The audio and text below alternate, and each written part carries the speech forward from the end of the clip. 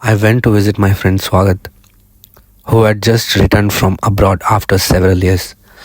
It had been a long time since we had caught up, and I was looking forward to spending the evening with him. He lived with his family in an old, sprawling mansion just outside the town, a house that carried stories in its silence. Swagath's family welcomed me warmly, just as they always had, generous, soft spoken, and endlessly kind. Over dinner, we laughed, reminisced, and shared updates from our lives. But as the lights settled in, an eerie stillness began to creep through the corridors of that ancient house. What always struck me about their home was its past, a dark stain that never seemed to wash away. Many years ago, Swagath's grandparents were murdered in that very house. The killer was never found, no suspects, no motive, just two lifeless bodies discovered in the drawing room, and a silence that followed for decades. Despite that horror, his family never moved out. They chose to stay and raise their children in that same mansion. Swagath once told me his parents believed the past should not dictate their future, but I always found it hard to believe they could live so peacefully in a house soaked in such a violent history. After dinner, Swagath showed me to the guest house, a quiet space next to the old study. I was exhausted, but sleep comes slowly.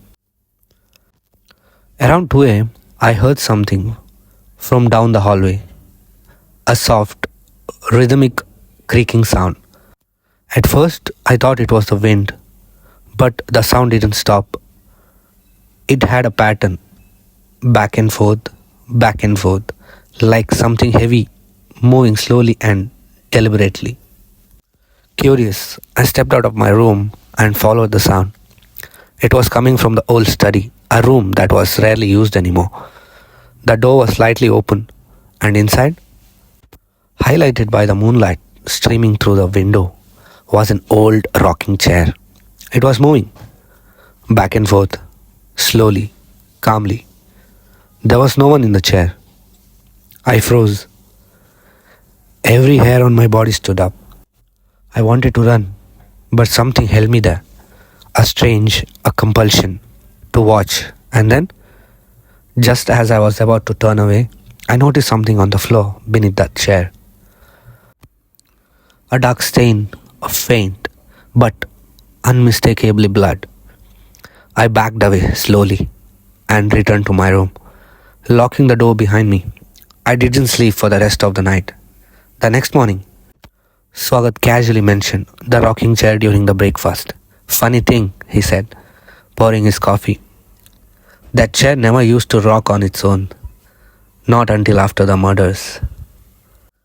I stared at him. You knew? He just nodded. Sometimes my father says he sees someone sitting in it, but whenever he blinks, the chair's empty again. There was silence, and then he added, almost in a whisper, they say the killer was never found, but what if they never left?